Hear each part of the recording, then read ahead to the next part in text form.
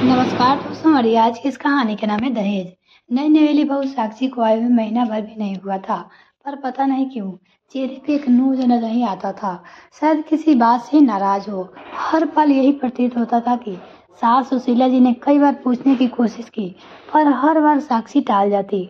सुशीला जी भी यह सोचती रह जाती, क्या पता अभी भी शादी हुई है, नए घर में मन लगने में वक्त लगता है, इसलिए शायद बहुत ज्यादा बोल नहीं पा रही है और चुपचाप रहती है। एक दिन अचानक बिन बताए ही साक्षी को लेने उसका भाई आ गया। अभी नई नई शादी हुई थी, इस कारण सुशीला जी ने भी मना नहीं किया।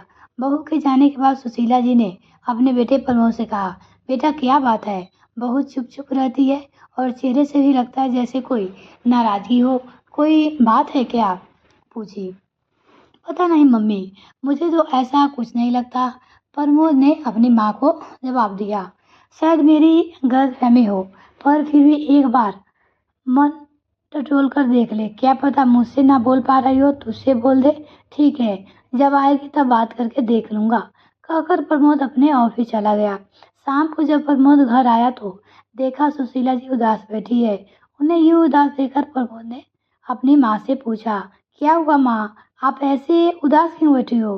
प्रमोद के सवाल पे सुशीला जी ने उसकी तरफ नजरें उठाकर देखा और कहा, बेटा कल संडे है, तू एक काम कर, तेरा सामान मेरे कमरे में शिफ्ट कर दे, मैं तेरे कमरे में शिफ्ट हो जाती हूँ। अरे, अचानक से कमरा शिफ्ट करने की बात कहाँ से आ गई, और क्या परेशानी है जो मेरा कपड़ा शिफ्ट कर रहे हो? प्रमोद सुशीला जी के पास बैठता हुआ बोला, बेटा मैं अकेली तो जीव हूँ, तेरे पापा है नहीं, भला इतने बड़े कमरे में मैं क्या करूँगी, इसलिए बड़ा कमरा तू ले ले और मेरा सामान तेरे कमरे में शिफ्ट कर दे। अरे माँ, रहने दो ना, क्या जरूरत है, आराम से रह तो रहे हो, वैसे भी साक्षी है नहीं, वो क्या सोचेगी, और लोग साक्षी के बारे में क्या क्या बातें बनाएंगे। आते ही सास को उसके कमरे से निकाल दिया। प्रमोद हंसते हुए अपनी माँ से बोला। उसकी बात सुनकर सुशीला जी चुप हो गई, पर दूसरे दिन प्रमोद के पीछे पकड़कर उन्होंने कमरे शिफ्ट करवा दिए।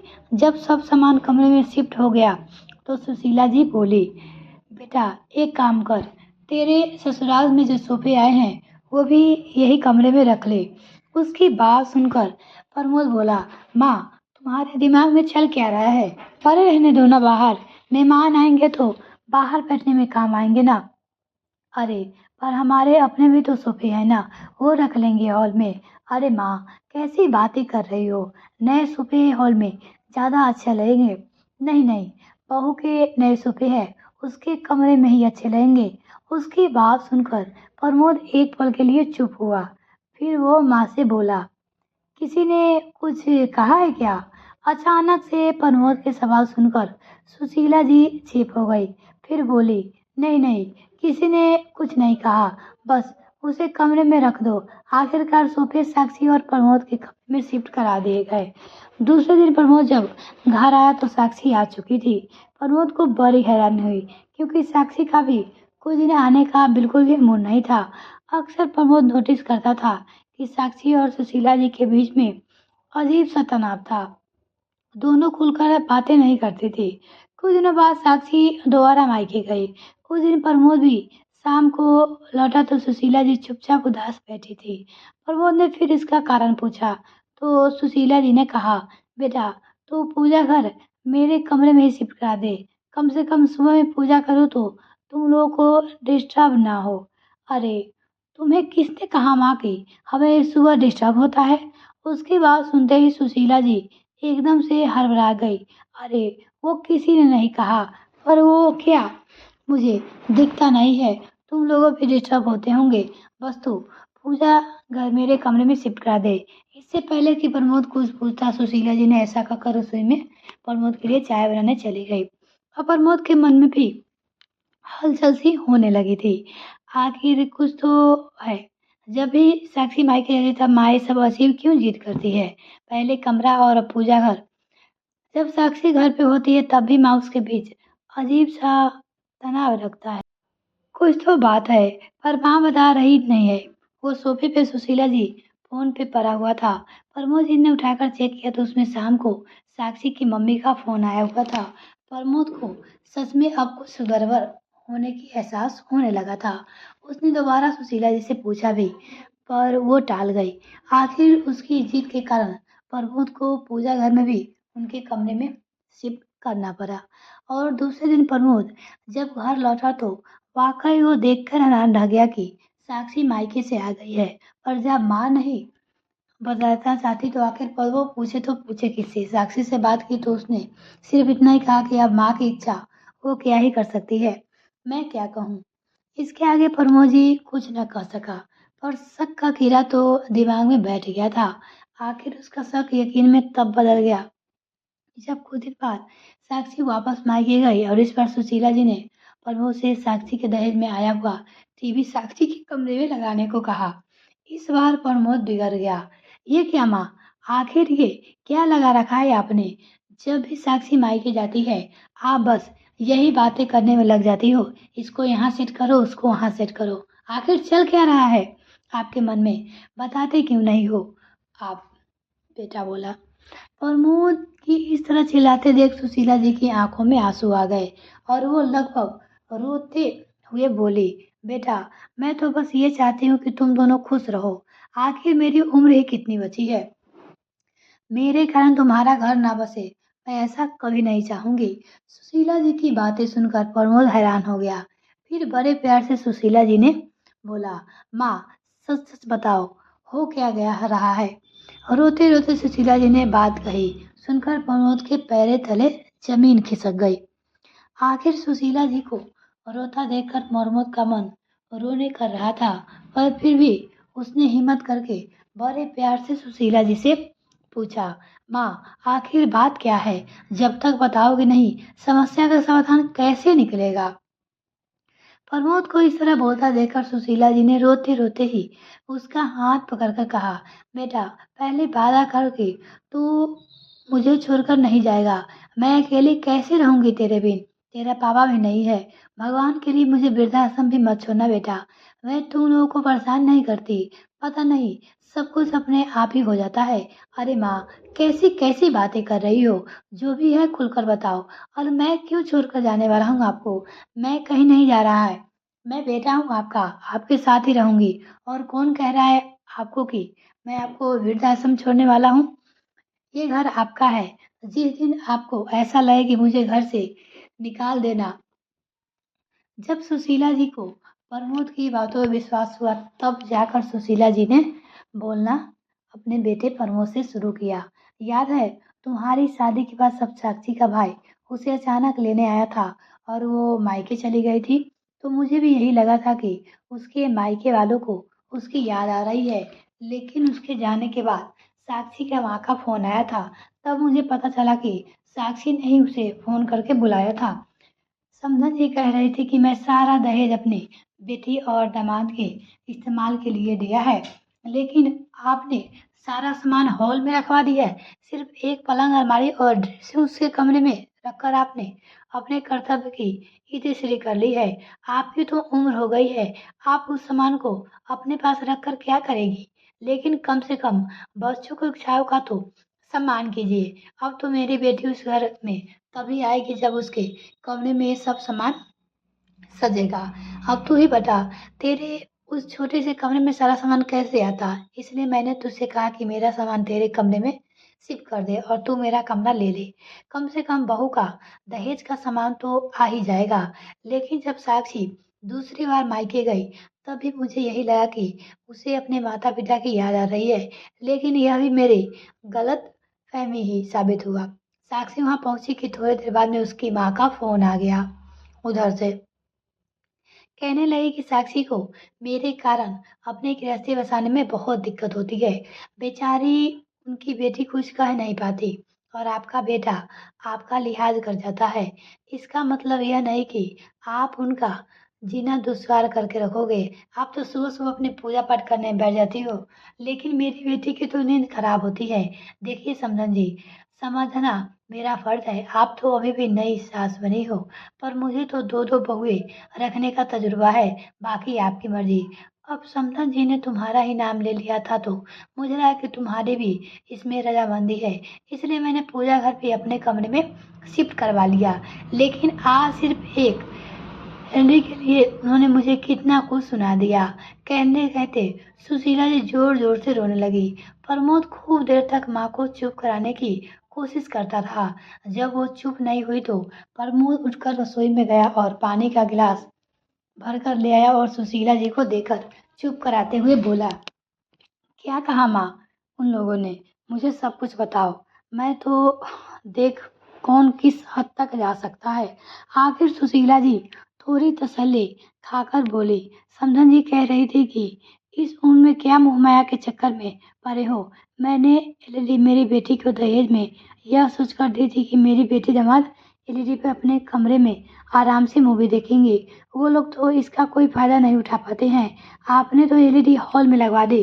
मेरे बेटे दामाद को मूवी की जगह इस पे आप सत्संग चलाते हो। आपको कुछ समझ में नहीं आता कि उसकी भी जिंदगी है। अगर पानी सिर से ऊपर निकल गया तो कहीं ऐसा ना हो कि बेटा बहू आपको छोड़कर अपना बंदोबस्त कहीं और कर ले या फिर आपको वृद्धाश्रम छोड़ाए। गलती सारी आपकी होगी लेकिन बदनाम मेरी बेटी की हो जाएगी। अब तू ही बता बेटा, मैंने उस समय भी तुझे कितना कहा था कि एलईडी अपने कमरे में लगा ले, लेकिन तू ही नहीं माना। मेरी क्या गलती है? अब तो जब भी समधन जी का फोन आता है या साक्षी मायके जाती है तो मुझे घबराहट सी होने लगती है कि अब क्या नया बखेरा होने वाला है। तेरे पापा के जाने के बाद मैंने बहुत संघर्ष करके तुझे पाला है। सारे रिश्तेदार साथ छोड़ चुके थे। सोचा था पूरी जिंदगी संघर्ष करते हुए कम से कम तेरी शादी के बाद सुकून के कुछ पल लूंगी, पर सच कहूँ तो अब मुझे बहुत डर लगता है। कहते कहते सुशीला जी के हाथ कांपने लगे और जीभ लड़खड़ाने लगी थी। ये देखकर प्रमोद को अपनी माँ पे तरस तो साक्षी और उसकी माँ पे बहुत गुस्सा आ रहा था। क्या हालत कर दी है उन लोगों ने मेरी माँ की। जैसे जैसे अपने गुस्से को कंट्रोल करते हुए प्रमोद सुशीला जी को हिम्मत देते हुए बोला, माँ आपको मुझ पे बिल्कुल भी भरोसा नहीं था क्या? आपको शुरुआत में ही मुझे ये सब बोल देनी चाहिए थी ना। बेवजह परेशान होती रही आप। अगर शुरुआत में ही आप बोल देती तो उसका हल तभी निकल जाता। नहीं बेटी, ऐसी बातें नहीं है। जिस तरह से समधन जी बातें करती थी मुझे लगता था कि शायद इसमें तेरी भी रजामंदी हो। एक दो बार सोचा था कि तुझसे पूछ लूं, फिर मुझे लगा कि सामान शिफ्ट करने से ही सारी समस्या का हल निकल रहा है तो गलत क्या है। इस बार तो समधन जी कुछ ज्यादा ही बोल गए, इसलिए नहीं बताया। सुशीला जी अपनी तरफ से अपने बेटे को सफाई दी। वो अगर ज़्यादा बोलती नहीं तो शायद आप मुझे कुछ बताती नहीं, पर कोई बात नहीं। देर सही सही आखिर पता तो चला कि हमारे साथ हो क्या रहा है। आप परेशान मत होना माँ, अब इसका निर्णय तो बहुत जल्द ही करूँगा। प्रमोद की बातें सुनकर सुशीला जी घबराती हुई बोली, नहीं नहीं बेटा, तू ऐसा कोई कदम मत उठाना जिससे कोई समस्या खड़ी हो। मेरे कारण तेरी गृहस्थी खराब हो ही मैं बिल्कुल नहीं चाहूंगी। फिर आजकल तो लोग लड़कियां को ही सुनाते हैं, माँ की गृहस्थी किसी एक इंसान के भरोसे नहीं चलती। इसमें दो लोगों का बराबर योगदान होता है। पर यहाँ तुम्हारे बहु योगदान देना नहीं है, बल्कि वो सिर्फ लेना चाहती है, तो उसे उसी की भाषा में समझाना पड़ेगा। विश्वास करो माँ, मैं इस रिश्ते को सिर्फ एक मौका और दे रहा हूँ। नहीं तो जिस तरह का ये रिश्ता है ना, इसका टूट जाना ही बेहतर है, क्योंकि जिंदगी भर के दुख से एक बार दुख बेहतर होता है। बस अपने बेटे पे विश्वास रखिए, कल का दिन कुछ और कहानी लेकर आएगा। प्रमोद की इन बातों से सुशीला जी काफी हिम्मत मिली थी। दूसरे दिन जब सुशीला जी उठी तो देखा प्रमोद जाग चुका था और फोन पे किसी से बातें कर रहा था। थोड़ी देर बाद सुशीला जी चाय बनाकर ले आई और दोनों माँ बेटे चाय पीते बैठ इतने में दरवाजा की डोरबेल बजी।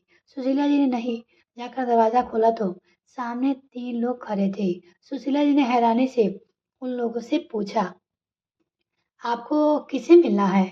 तो उनमें से एक लड़का बोला, मैंने हमें प्रमोद भैया ने बुलाया है, आप उन्हें बुला दीजिए, जो हमारा काम है शुरू करे। इतने में खुद प्रमोद बाहर आ गया और आते ही बोला, अरे आ गए आप लोग, चलिए चलिए, जल्दी जल्दी काम निपटाना है। मैं आपको बता देता हूँ कौन कौन सा सामान उठाना है। वो उससे बोला। इतने में सुशीला जी बोली, प्रमोद कौन सा सामान उठाने के बात कर रहे हो? मुझे बताएगा आखिर चल क्या रहा है? माँ बस मेरा साथ दो, हर समस्या का समाधान होता है।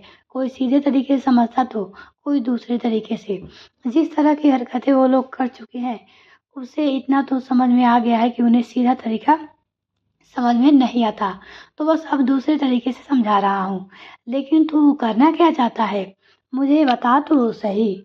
अभी भी सुशीला जी अपने बेटे से पूछ रही थी। माँ, बस 1 मिनट, मैं अभी आया, वो बोला। कहकर प्रमोद उन लड़कों को कुछ समझाकर आ गया और आकर सुशीला जी से बोला, माँ, मुझ पे विश्वास रखो और मेरा साथ दो। थोड़ा सख्त तो आपको भी बनना पड़ेगा। बस इतना विश्वास दिलाता हूँ कि गलत कुछ नहीं होगा। फिर प्रमोद ने अपनी योजना माँ को समझाई। सुनकर सुशीला जी बोली, सब वो सब तो ठीक होगा ना, कहीं कुछ उल्टा तो ना हो जाए। अभी भी अपनी माँ को हैरान परेशान देखकर प्रमोद बोला, अरे माँ, क्यों टेंशन ले रही हो?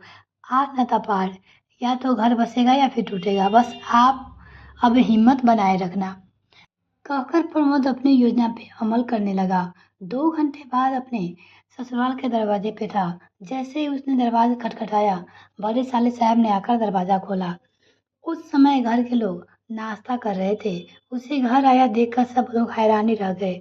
साक्षी की दोनों भाभी भी रसोई से निकलकर बाहर आ गई। वही खुद साक्षी और उसकी माँ उसे वहां देखकर हैरान थी। इतने में ससुर जी बोले, अरे प्रमोद जी, आज अचानक आप यहाँ, सब खैरियत तो है ना? उसके ससुर जी प्रमोद से पूछा। हाँ हाँ पापा जी, आप फिक्र मत कीजिए, सब खैरियत है। इतने में बड़ा भैया जी बोले, अरे खड़े खड़े सब देख क्या रहे हो? प्रमोद जी आए हैं, उनके लिए चाय नाश्ता लगवाओ।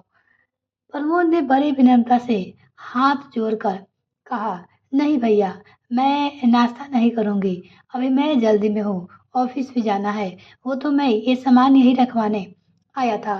प्रमोद की बातें सुनकर सब आश्चर्य से एक दूसरे की शक्ल देखने लगे।